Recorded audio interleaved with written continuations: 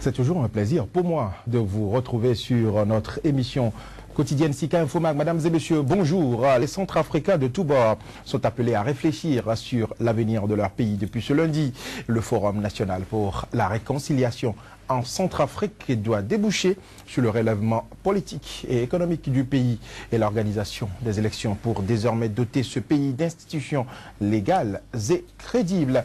Les travaux de ce forum, un forum qui est censé prendre fin le 11 mai, les travaux bien évidemment, doivent se dérouler autour de 4 thématiques, à savoir la paix et la sécurité, la gouvernance, la justice et la réconciliation et enfin le développement économique et social. Mais quelles sont les chances de ces assises qui réunissent sur la même table les ennemis jurés d'hier? Peut-on parler de réconciliation sans situer la responsabilité dans les différents massacres et crimes qui ont été commis? Que faire pour remettre la Centrafrique sur la voie du développement? Ce sont là autant de questions à débattre ce jour dans ce magazine d'information Sika Infomag consacré au décryptage de l'actualité sur le continent africain. Mais avant, voici le point de l'actualité à travers ce flash d'information. Au Burundi, le gouvernement a entamé ce mercredi, sous la pression internationale, des discussions informelles avec l'opposition sur le 3e mandat du président Nkurunziza. Ces discussions visent à trouver une issue à la crise politique. Rappelons que l'élection présidentielle dans ce pays est prévue pour le 26 juin prochain. En Guinée, soupçonné de préparer des fraudes pour la présidentielle d'octobre prochain et d'attiser les tensions ethniques, le pouvoir en place accuse en retour l'opposition de comploter pour le retour d'un régime militaire. Il s'agit là d'une crise dans laquelle la communauté internationale risque de devoir jouer les arbitres. Les nouvelles du virus Ebola à présent, le nombre de cas de personnes atteintes de cette maladie est tombé sous la barre de 10, aussi bien en Sierra Leone qu'en Guinée. Ce plus bas niveau depuis quasiment un an augure de la fin de l'épidémie. C'est ce qu'a annoncé ce mardi le docteur David Nabarro. Il est le coordonnateur des Nations Unies pour la lutte contre Ebola. Au carrefour de son destin, le Forum national pour la réconciliation peut-il réellement sortir ce pays de son état actuel? Ce sera le sujet à débattre ce jour, juste après ce générique.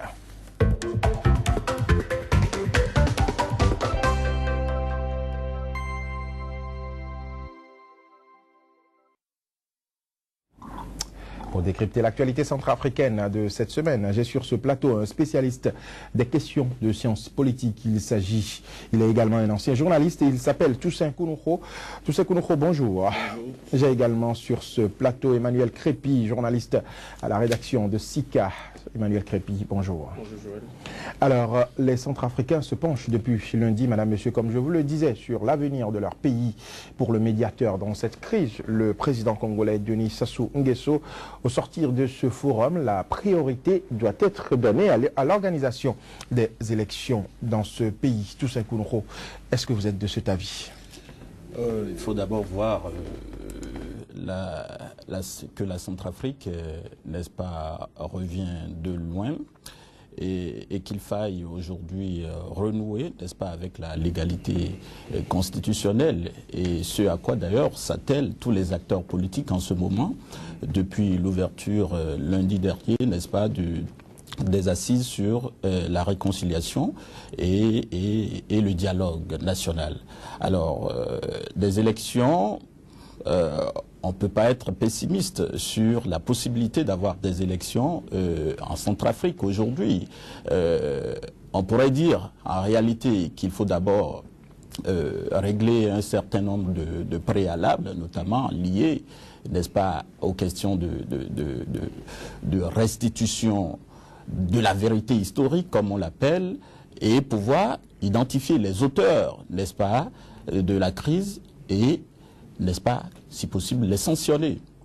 Mais cela se fait dans un processus qu'on appelle généralement la justice transitionnelle. Et donc, on peut effectivement, n'est-ce pas, si les acteurs politiques manifestent leur volonté, n'est-ce pas, avoir une sorte de dédoublement fonctionnel, et en même temps qu'on recherche à sortir, à retourner sur la légalité constitutionnelle et opérationnaliser, implémenter les mécanismes, n'est-ce pas, de justice de réconciliation et de vérité, oui, mais etc. Vous ne pensez pas que ces acteurs, justement, tapis dans l'ombre, vont mettre les bâtons dans les roues de cette éventuelle justice transitionnelle?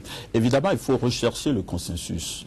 Aujourd'hui, nous sommes à une étape où il ne faut plus, n'est-ce pas, rester, n'est-ce pas, boycotter le Forum national, puisque généralement, le parti de l'ancien président François Bozizé n'est pas d'accord pour aller sur la table de négociation, etc.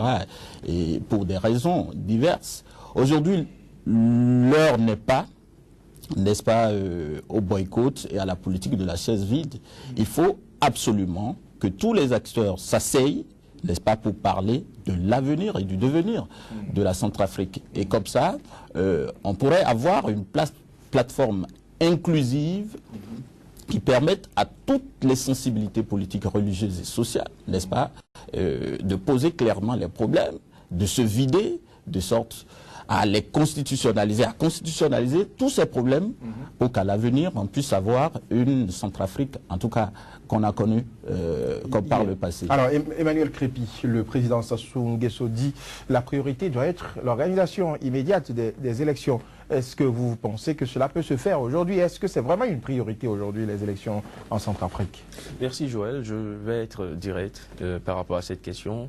De mon point de vue, vu le parcours de la Centrafrique, vu tout ce que cette population a subi en 2 ans, le sang qui a coulé aujourd'hui, je crois que la priorité ne se situe pas aujourd'hui au niveau des élections. Vu qu'aujourd'hui nous avons un gouvernement de transition qui est en train de conduire tant bien que mal le pays vers un point que nous pouvons juger, nous pouvons qualifier d'acceptable. Je crois qu'aujourd'hui, les élections ne constituent pas en réalité une priorité en Centrafrique. Pour moi, la priorité aujourd'hui en Centrafrique se situe au niveau de la sécurité, le retour de la sécurité au sein de la population. Et le retour de cette sécurité passe nécessairement par le désarmement.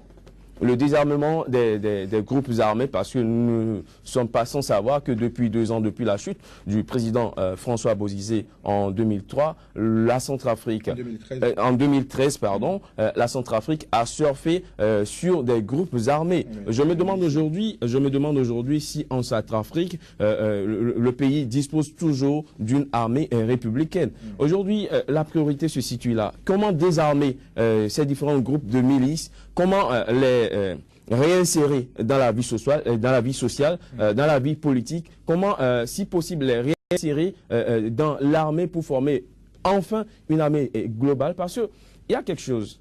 Si nous allons aux élections sans régler ce problème de désarmement, je crois qu'on aurait sauté des étapes, et ces étapes pourraient toutefois rattraper une Centrafrique. On aurait fait un saut dans l'inconnu, selon moi. Oui, mais est-ce que vous ne pensez pas qu'un gouvernement, une élection, permettra à un gouvernement plus légitime d'avoir les coups des franges, d'avoir la main libre réellement pour régler le problème de désarmement? Je crois qu'aujourd'hui, il y a plusieurs clans. Il y a plusieurs camps, justement, et je crois que le régime qui gère aujourd'hui la transition est plus neutre, est quand même, se trouve être plus neutre aujourd'hui pour gérer cette affaire de désarmement. Mais quand nous irons aux élections, qui sont ceux-là qui vont participer aux élections? Parce qu'aujourd'hui, ce sont les Centrafricains qui se retrouvent à ce forum de Bangui. Est-ce qu'on va refuser à certains soi-disant appartenant à un clan, de participer à ces élections? Non, ça doit être une élection inclusive et nécessairement. Et qui prendra le pouvoir? Est-ce que cette personne aura à cœur de gérer de façon équitable ce pouvoir? Voilà des questions qui se posent. Oui, pourquoi ne pas profiter? Vous pensez que le désarmement sera facile? Parce qu'aujourd'hui, personne ne connaît l'avenir. Donc, tous les chefs miliciens se disent, bon, autant garder mes armes parce que je ne sais pas de quoi demain sera fait. Justement, c'est ce que je disais, Joël. C'est maintenant qu'il faut profiter pour faire le désarmement, encore que nous sommes sur un terrain où c'est neutre, où c'est un gouvernement de transition qui est neutre. Je crois que ça profiterait plus que d'attendre après l'élection que le pouvoir aille dans un camp ou dans l'autre. Je crois que après les élections, ça sera plus difficile. Ça va être plus difficile. Alors, Toussé Koulouro, la présidente de la transition, Mme Catherine Samba Panza, a déclaré, quant à elle, que le forum ne sera pas un tribunal populaire pour juger et jeter l'anathème sur les uns et les autres, ni l'occasion de distribuer des primes à l'impunité à travers une amnistie générale des bourreaux du peuple centrafricain. Est-ce que vous ne pensez pas qu'à travers cette déclaration, les issues de ce forum sont incertaines? Parce qu'on ne veut pas frapper, parce qu'on veut être gentil avec tout le monde, mais au même moment, il faut faire la justice. Comment faire dans ces conditions? Évidemment. Merci, monsieur le journaliste. Mais avant de répondre à votre question, je vais rebondir un tout petit peu sur la question de l'opportunité des élections ou pas. Vous savez, le processus de désarmement, comme le soulignait tout à l'heure Emmanuel, n'est pas un processus en réalité qui se réalise dans le temps et c'est limité, fini. Non, c'est un long processus. Et dans tous les pays qui ont connu des crises en Afrique, c'est des processus qui ont duré dans le temps.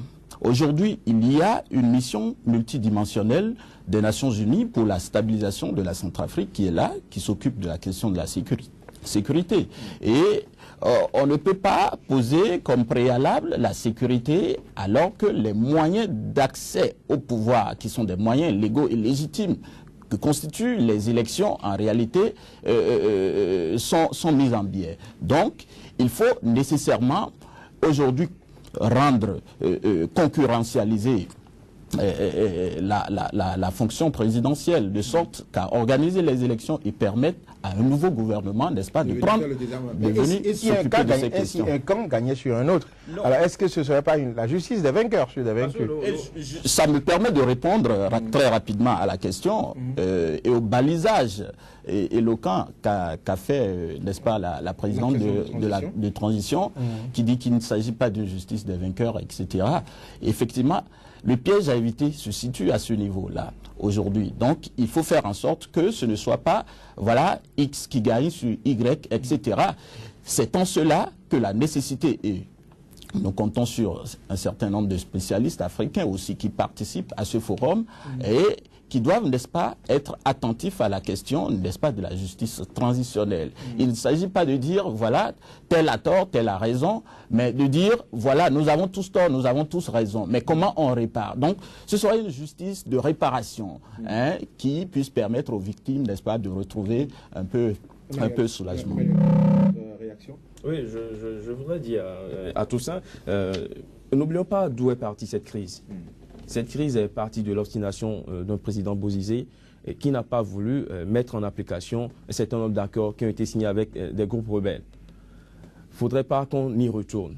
Je ne vois pas vraiment la précipitation, je ne vois pas ce qui presse pour aller vers des élections. Aujourd'hui, la Centrafrique a quand même un gouvernement, quoique ce gouvernement soit appelé un gouvernement de transition, mais un gouvernement qui gère quand même la période de transition. Mais ce gouvernement, et ce gouvernement a la particularité, la meilleure particularité d'être neutre. Et c'est ça qui m'intéresse surtout. Mais Catherine Samba Panza a un camp, elle vient quand même de quelque part. Catherine Samba Panza a un camp. Mais juste là, je ne crois pas, dites-moi, que Catherine Samba Panza a publiquement pris position par rapport à un camp ou à l'autre. Oui, je crois que c'est la personne indiquée aujourd'hui pour conduire. Si cette transition doit durer pour que la Centrafrique y tire les bonnes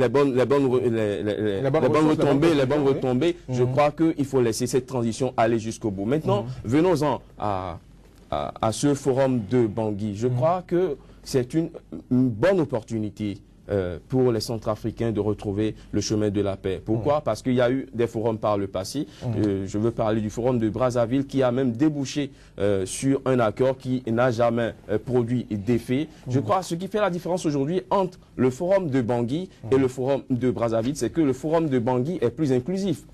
Tous les camps, toutes les parties prenantes à cette crise sont présents à ce forum. Je crois que c'est le signe aujourd'hui que la Centrafrique s'est engagée sur un chemin qui le mènera assurément vers la paix. Mais, il y a un mais, c'est que pour accéder à ce chemin de paix, il faut que tous les acteurs présents à ce forum de Bangui soient francs. Il faut que les discussions soient franches et que les acteurs présents, les participants, jouent carte sur table. Merci Emmanuel Crépy. Merci tous, Kounoukho. Madame, monsieur, ce sera tout pour la première partie de cette émission consacrée au décryptage de l'actualité sur le continent africain. Merci de nous avoir suivis. Ce magazine d'information se poursuit à présent. Voici l'actualité économique à travers le journal de l'économie présenté ici par Inès Amoissou.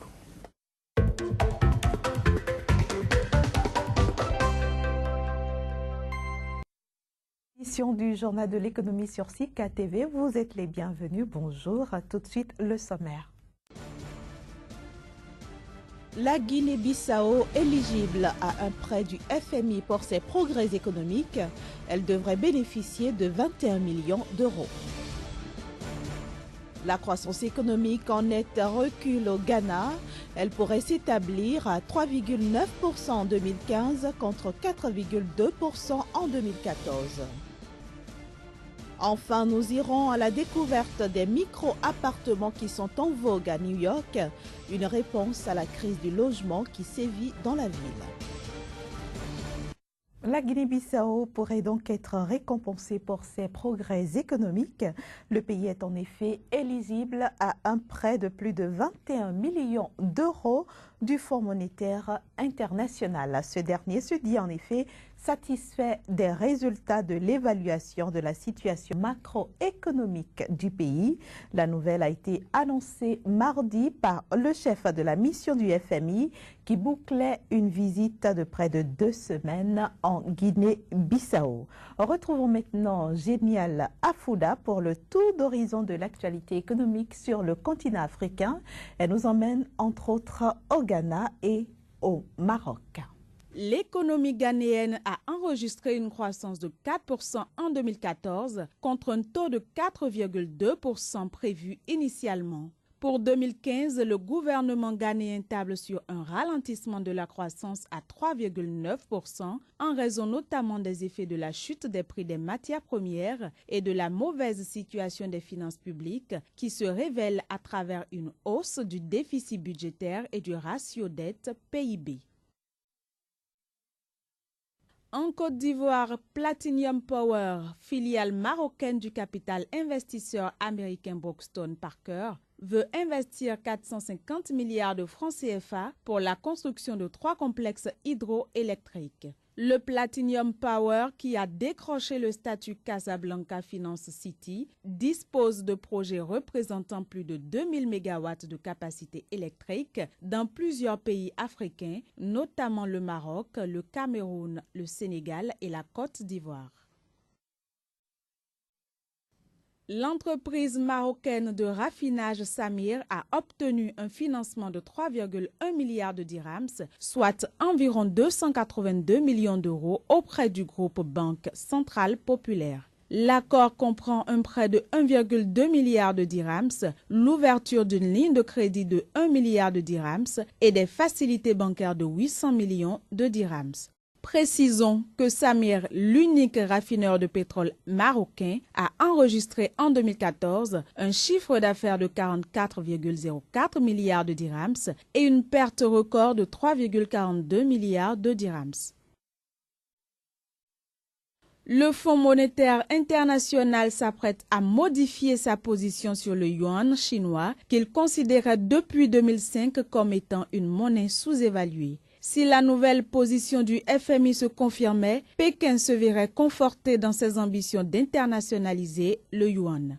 Cet éventuel changement du point de vue du FMI sur le yuan intervient alors que la Chine s'active à mettre en place la Banque asiatique d'investissement dans les infrastructures et la Banque des BRICS, des institutions multilatérales visant à redessiner l'architecture financière mondiale établie par les accords de Bretton Woods.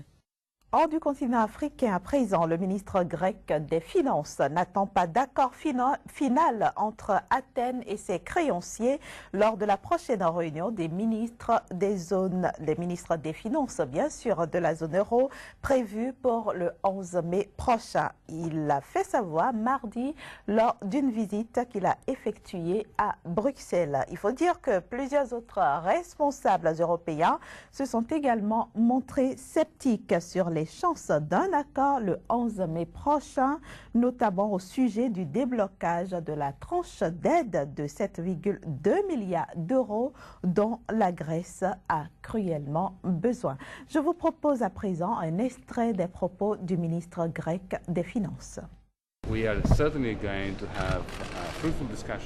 Nous aurons certainement une discussion fructueuse le 11 mai qui confirmera les grands progrès accomplis et sera un nouveau pas en direction d'un accord final.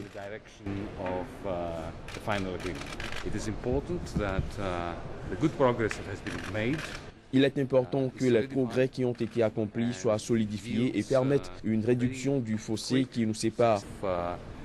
Bridging the remaining part of the gap and bringing Greece into a situation where et que la Grèce, elle aussi, ait hâte de nouveaux arrangements avec les institutions, c'est-à-dire nos partenaires, afin de surmonter les difficultés de trésorerie qu'elle connaît actuellement.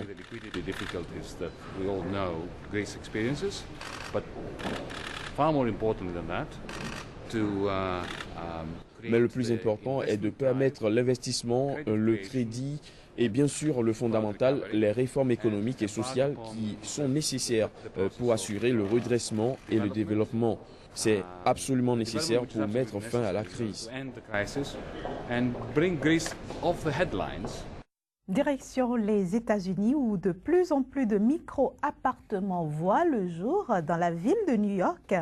Petits et pas chers, eh bien ces appartements dont la superficie varie entre 24 et 34 mètres carrés sont destinés aux célibataires et aux personnes à revenus modestes. Le but est de faciliter leur accès au logement. New York, une ville au loyer vertigineux. Devant l'explosion des prix de l'immobilier, certains promoteurs ont décidé de construire des micro-appartements. Dans cette usine de Brooklyn, une cinquantaine d'appartements préfabriqués sont en cours de montage. L'immeuble de 9 étages va être assemblé à Manhattan dans quelques mois. Avec leur cuisine équipée, balcon intégré et une hauteur sous plafond de 3 mètres, ces unités d'habitation ont tout pour séduire et pour compenser une surface comprise entre seulement 24 et 34 mètres carrés. Les gens qui ont besoin de ce genre d'appartement sont pour l'instant obligés de se débrouiller. Ils divisent une chambre existante pour ajouter une pièce, ils installent eux-mêmes des murs intérieurs ou des partitions. Ils transforment les appartements existants pour les adapter à leurs besoins, parfois de manière illégale. Jusqu'à récemment, la mairie interdisait la construction d'appartements inférieurs à 37 mètres carrés, jugés trop petits pour une famille avec enfants.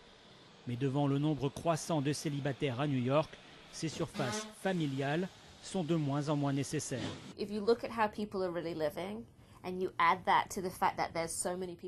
Il suffit de regarder comment les gens vivent réellement et prendre en compte tout ce qui arrive pour s'installer. Et on arrive vite à la limite de ce qui est faisable dans la ville. En augmentant la densité et en construisant des appartements plus petits, on peut loger plus de monde et aussi vraiment s'adapter au mode de vie des gens d'aujourd'hui.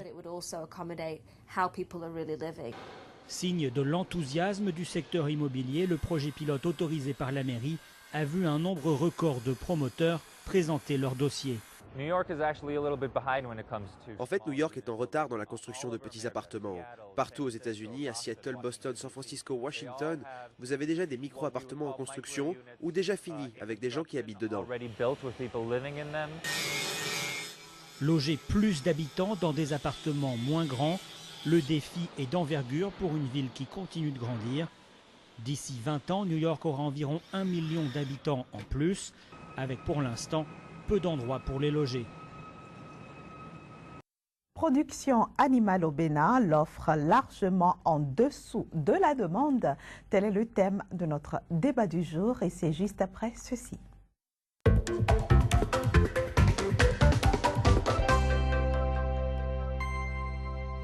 Le débat du jour donc avec mon confrère Casimir Pédio du quotidien L'Économiste. Bonjour Casimir.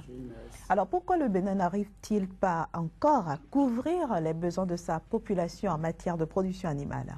Il faut dire que la production animale est encore à l'étape embryonnaire, à savoir le Bénin utilise encore les pratiques traditionnelles pour la production des animaux, pour la production de la volaille, des différentes espèces que nous avons. Et donc, quand c'est comme ça, face à des besoins qui de jour en jour augmentent, c'est compter avec les carences en la matière. Donc, le Bénin, jusqu'à aujourd'hui, n'arrive pas encore à moderniser ses pâturages, n'arrive pas à moderniser ses fermes et ça pose un véritable problème pour l'économie nationale. Vous avez parlé de carence, justement. Quelles sont les conséquences de la carence en protéines animales, par exemple, sur la santé d'un individu? Selon la FAO, l'individu, lorsque vous prenez un individu, il a besoin en moyenne de 21 kg de viande ou de 1 kg d'œufs par jour sur un an. Alors, pour un an, bien évidemment. 1 kg pour un an. Et donc, lorsque vous prenez le Bénin aujourd'hui, en termes de viande, le Bénin arrive simplement à nourrir sa population. Quand vous prenez l'individu, le Bénin arrive à fournir 8,41 kg par an pour un individu. Un Béninois aujourd'hui peut être nourri à 8,41 kg par an, alors que son besoin est de 21 kg pour l'année. Alors, lorsque ça se passe comme ça, tout calcul fait, aujourd'hui, l'État est capable, le Bénin est capable de fournir 40% seulement de sa dépendance en termes de protéines. Et quand ça se passe comme ça, où vous avez une population jeune qui est estimée à 65% de l'effectif total, qui est d'environ 10 millions d'habitants, vous comprenez que la carence forcément pour les jeunes est une préoccupation, parce que les jeunes ont besoin de la protéine pour pouvoir exercer les activités physiques, pour pouvoir faire face à un certain nombre de difficultés de la journée.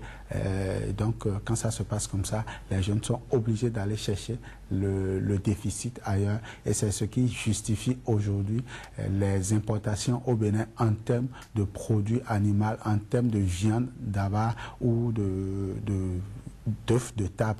Et donc le Bénin n'arrive toujours pas à satisfaire. Donc la carence provoque forcément cette carence chez les jeunes. Chez les enfants, c'est un problème de malnutrition et aussi de croissance qu'on note chez les enfants.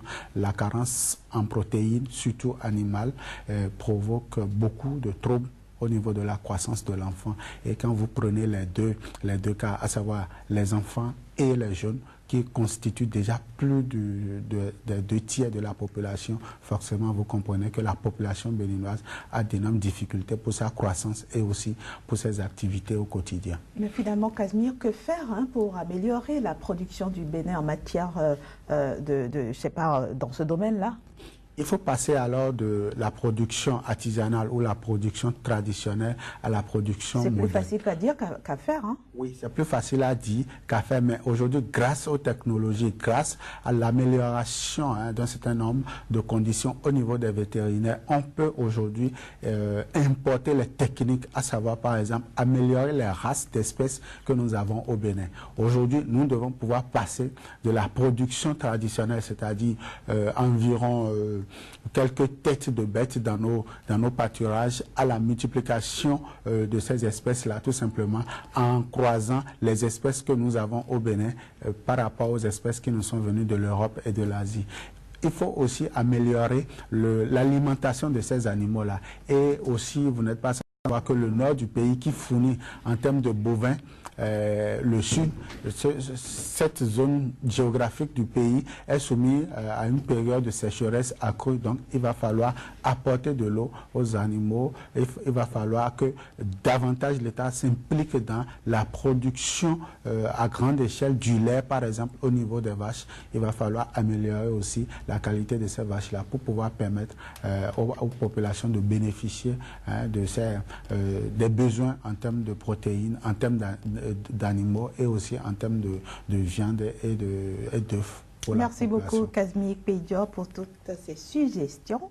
Nous parlions donc de la production animale au Bénin, le Bénin où l'offre est largement au-dessus de la demande. C'est bien ça. En dessous de la demande. Merci en tout cas de nous avoir éclairé sur ce thème-là. On se retrouve demain pour un autre sujet, évidemment. Avec le même plaisir. Chers amis téléspectateurs, nous vous donnons également rendez-vous demain pour une autre édition du Journal de l'économie. À demain. Nous sommes toujours sur Sika Infomag et pour la suite de cette émission consacrée au décryptage des faits marquants sur le continent africain. Aujourd'hui, nous parlons à la loupe, nous passons du moins à la loupe les chances de réussite et de mise en œuvre des recommandations du Forum national de réconciliation en Centrafrique. La suite du débat, ce sera juste après ce flash d'information. Au Burundi, le gouvernement a entamé ce mercredi, sous la pression internationale, des discussions informelles avec l'opposition sur le troisième mandat du président Nkurunziza. Ces discussions visent à trouver une issue à la crise politique. Rappelons que l'élection présidentielle dans ce pays est prévue pour le 26 juin prochain.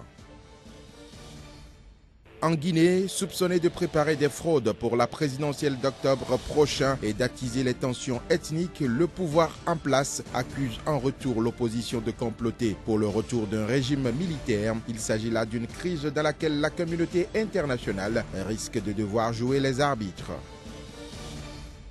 Les nouvelles du virus Ebola à présent, le nombre de cas de personnes atteintes de cette maladie est tombé sous la barre de 10, aussi bien en Sierra Leone qu'en Guinée. Ce plus bas niveau depuis quasiment un an augure de la fin de l'épidémie. C'est ce qu'a annoncé ce mardi le docteur David Nabarro. Il est le coordonnateur des Nations Unies pour la lutte contre Ebola. Le débat se poursuit sur Sika Infomag, mais avant, voici le générique qui annonce les discussions.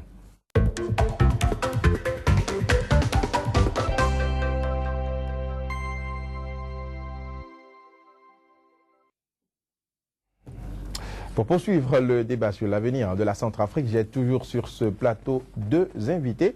D'abord, Toussaint Kounoukho, il est spécialiste des questions de sciences politiques et ancien journaliste.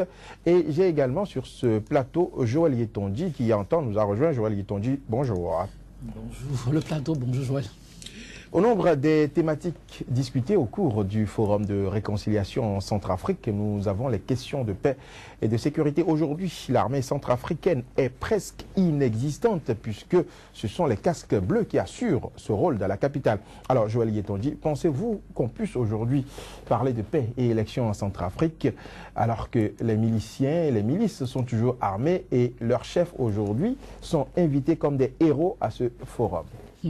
On n'a pas le choix, il faut y penser et c'est bien trouvé que d'évoquer la thématique de la paix, de la stabilité et aussi des élections parce que la Centrafrique ne peut pas continuer, pas vivre comme les choses se passent actuellement. Alors c'est opportun, pourquoi? Parce qu'il va falloir s'asseoir, redéfinir les bases, les stratégies, moyens à mettre en œuvre pour que l'armée centrafricaine renaisse de ses cendres. C'est de cela qu'il est question et pour le faire, pour y arriver très rapidement, là, l'importance de la question du désarmement, de la démobilisation et en même temps de la réinsertion. Je dis, c'est opportun à plus d'un titre. Aujourd'hui, il faut être franc et regarder les choses en face. La capitale, Bangui, bénéficie d'une stabilité relative. Et ça, c'est déjà un acquis. Il faut essayer de voir comment en arriver à obtenir de tels résultats au niveau des poches de résistance. Je veux parler surtout de ces zones centrées qui sont loin de toute stabilité, où il n'y a carrément pas d'autorité. Si déjà... Ce sont les miliciens qui règnent à mettre dans ces zones. Tout à fait. Mais c'est une crise qui a ses racines très profondes. Donc, si déjà on arrive avec les premiers pas à poser, réussit ces pas, à savoir démobiliser, désarmer, faire la réinsertion et donner à ces derniers, ces jeunes gens, les moyens pour pouvoir se suffire, s'occuper de leur famille, ceux qui ont encore les armes en main, voyant la situation de loin, et ceci pour tous les camps en conflit, je veux parler des milices, qu'on soit Séléka, Anti-Balaka et autres, qu'on le fasse pour tout le monde sans discrimination, ça peut rassurer les autres de ce que, oui, laisser tomber les armes, ça va nous procurer quelque chose. Parce que l'autre mal dont souffre malheureusement la Centrafrique, c'est la situation de précarité. On ne comprend pas, malgré tout ce que la Centrafrique a aujourd'hui pour prospérer, la misère est ambiante. On ne le dit pas suffisamment. Oui, et dans ce climat, lorsqu'on a... Ce ne sont pas justement ces richesses-là qui encouragent les groupes armés à s'affronter. Non, c'est la mauvaise gestion de ces richesse qui a amené la Centrafrique à être là où elle est. Donc si on donne les moyens, c'est déjà heureux qu'aujourd'hui on constate que presque les partis en conflit, tous se retrouvent autour d'une même table, plus qu'hier. Dans cette ambiance où on a observé une accalmie relative, on a essayé de comprendre ceux-là qui ne se sont pas retrouvés autour de la table, ont compris l'enjeu, que tout le monde ne pouvait pas y être, mais ceux supposés être là, au cœur des conflits sont autour de la table et donc ces concessions faites, je trouve que le reste des pas peut venir lentement, sûrement et retrouver l'armée Donc l'armée centrafricaine est allée vers les élections ne sera qu'un pas secondaire. Alors, Toussaint Kounourou, est-ce que vous pensez qu'on pourrait réellement avoir des élections dans ce pays pendant que les miliciens sont toujours armés? Oui, l'autre condition et l'autre enjeu, si vous voulez, de ces élections, et en l'occurrence de ces consultations préalables aux élections, à savoir le forum, sera a priori, à mon sens, la question de la redistribution des cartes du jeu politique en Centrafrique, de sorte que toutes les couches sociales, politiques et religieuses se retrouvent dans la nouvelle configuration ou dans la nouvelle arène politique en Centrafrique aujourd'hui. Qu'est-ce que cela veut dire? Cela veut dire que les acteurs politiques doivent savoir qu'est-ce qu'on cède, qu'est-ce qu'on concède. Donc la question du dialogue revient sur cet enjeu capital. Et là-dessus, les autorités de transition ont suffisamment pris des longueurs d'avance et une certaine hauteur sur cette question-là, en disant la question n'est pas de dire voilà X a raison, Y a tort, mais de dépasser les clivages et désormais de dire voilà ce que nous cédons pour l'intérêt de la Centrafrique, puisque ce pays, comme vous l'avez rappelé tout à l'heure, Joël, est un pays qui regorge d'innombrables ressources. Toussaint Kounourou, est-ce que vous ne pensez pas que justement cette redistribution des cartes politiques passe nécessairement par l'exclusion d'un certain Bozizé ou d'un certain Djotodia du jeu politique, parce qu'on sait que ce sont les deux gros ténors, et si le forum décidait de les exclure du jeu politique, est-ce que vous ne pensez pas que ça peut ramener la paix? Je ne crois pas que le forum soit fermé à ces deux monuments, deux éléphants, pour faire un peu une métaphore, puisque la Centrafrique est un pays d'éléphants. Alors, donc, je ne crois pas que le forum soit fermé à ces deux monuments politiques. C'est plutôt le contraire qui sera peut-être un peu dommageable encore pour la Centrafrique, à savoir que ces deux ténors, n'est-ce pas, adoptent la politique de la chaise vide et se confortent comme tels dans leur position et ne pas participer au dialogue. Ces deux ont pris l'engagement de soutenir le processus de paix. Mais aujourd'hui, au-delà de ce processus de paix, est-ce qu'il n'est pas plus judicieux de les mettre de côté, peut-être temporairement, en matière de politique, pour relancer la Ce serait peut-être se contredire, si tant est qu'on veut un dialogue inclusif. L'inclusivité du dialogue suppose la concertation avec tous les acteurs politiques du pays. Tant que les deux là seront toujours là, il y aura toujours les hostilités, les animosités. Pas nécessairement, c'est peut-être la bonne foi des uns et des autres, et c'est là justement qu'il faut recourir à la bonne foi des uns et des autres et à la volonté, n'est-ce pas, de vouloir participer réellement, en mettant de côté les intérêts égoïstes et en voulant, dans une certaine ou large mesure, préserver l'intérêt de la Centrafrique, etc. Donc, il faut nécessairement que ces deux soient associés aux consultations, de sorte que, désormais, ils puissent se dire, voilà ce que nous cédons désormais, pour que, en réalité, la paix revienne et que les milices, aujourd'hui, qui tiennent encore les armes, soient désarmés et que les enfants soldats enrôlés dans les forces en campagne, n'est-ce pas, soient extirpés de ces campagnes. Voilà. Alors, Joël Tondi, Djotodia et Bozizé, exclus du jeu politique, est-ce que vous pensez que ça peut régler le problème de la crise centrafricaine? C'est surtout ça qu'il faut éviter, un grand piège. Si jamais on en arrive là, ce sera une nouvelle fois à porter l'étincelle de plus qui va embraser, et cette fois-ci, on aura vraiment du mal à rattraper le mal. Je dis, la situation de la Centrafrique est telle que, bon, elle n'est pas si étrangère aux problèmes que connaissent la plupart des pays africains. La réalité, elle est là. On va certes nous inspirer des réalités européennes, occidentales et autres, mais ne jamais oublier qu'on est africain. Oui, comme aime à le dire bien d'observateurs, l'Afrique, c'est la ce sont des compromis. Oui, mais est-ce qu'il faut tout le temps faire des compromis quand on sait qu'il y a un camp qui fait des bêtises? Voilà, il n'est pas temps de finir avec les bêtises sur le continent africain. Mais ce serait progressivement, parce que derrière chaque homme, quand vous prenez chacun, oui, l'Afrique reste l'Afrique, c'est ça, malheureusement. Ici, on raisonne, cette Afrique-là résonne en termes d'appartenance, d'ethnicité, de régionalisme et que sais-je encore. Et quand on va pas parvenir à quand on va pas transcender ces réalités, où le père n'aura pas le courage de dire c'est mon fils, mais s'il fait mal, alors chicotez-le avec la chicote qui fera le plus mal, à telle enseigne qu'il pourra compter cela à ses arrière-fils. Lorsqu'on ne sera pas dans ce contact, dans son pays. C'est vrai, l'exception fait la règle, on n'en est pas encore là. Et quand on prend le contexte centrafricain, vous avez constaté, lorsque Bozizé à un moment donné a semblé tourner dos à tout ce qui se fait, vous avez vu ce qui s'est passé. Lorsque Djoto Dia a fait pareil, vous avez vu un peu ce qui s'est passé. Aujourd'hui, il ne sera pas question de les exclure, mais de les associer. Et chacun, effectivement, fasse preuve de sa bonne foi pour accompagner le processus. Lorsque ceux-là diront au leur, s'il vous plaît, ce qui a été fait aujourd'hui nous arrange tous, rangeons les armes, ils vont écouter. Il n'y a pas meilleur intermédiaire à ces milices que ces deux dinosaures. Donc, si on ne le fait pas... On aurait pu ne pas organiser un forum et dire à ces deux dinosaures de s'asseoir et de s'entendre. Ça va aider. Parce qu'en dehors de ces deux dinosaures, aujourd'hui... Non, il y a d'autres. On ne parle pas suffisamment d'eux, les Comores ou comment on les appelle déjà.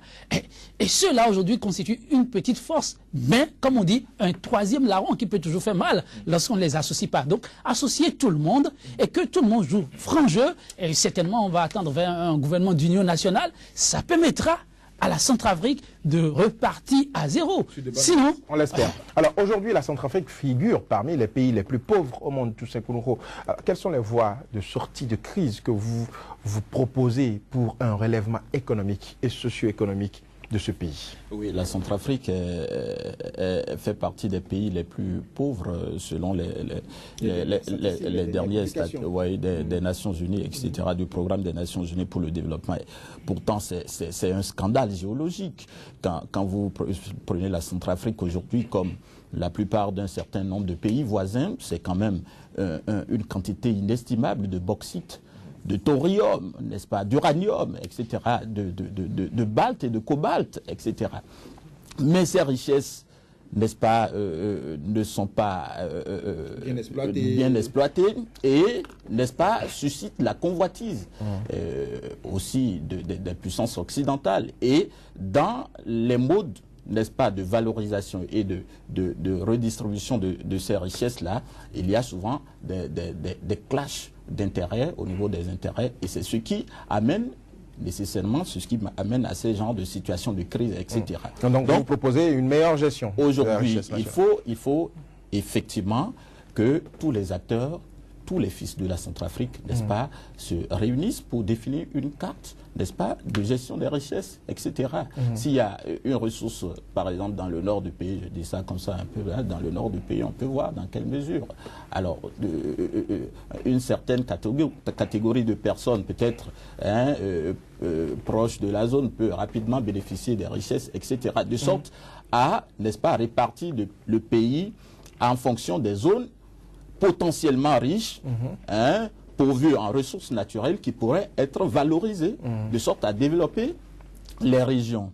Et c'est ça ce que le compromis du dialogue devrait rechercher.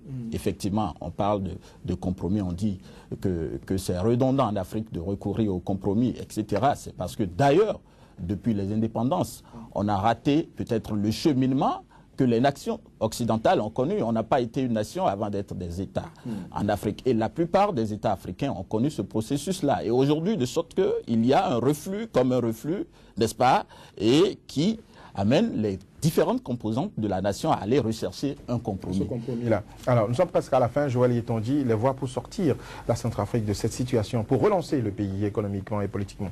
Oui, parlant de dialogue actuellement, il faut mettre en place des structures qui peuvent aider à cadrer les initiatives, les actions et aussi réglementer et commencer pas régler le problème de l'impunité.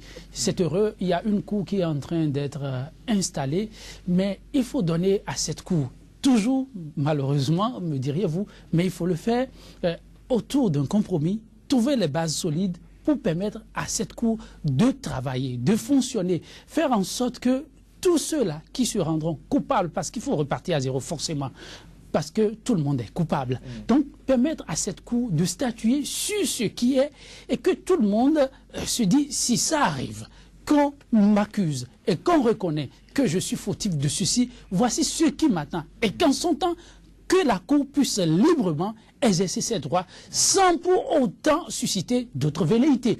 Parallèlement à ça, il y a la Constitution, parce qu'on parle quand même d'élection. Si on ne règle pas ces problèmes, eh bien, la question de la richesse restera une question sempiternelle qui ne trouvera pas de réponse.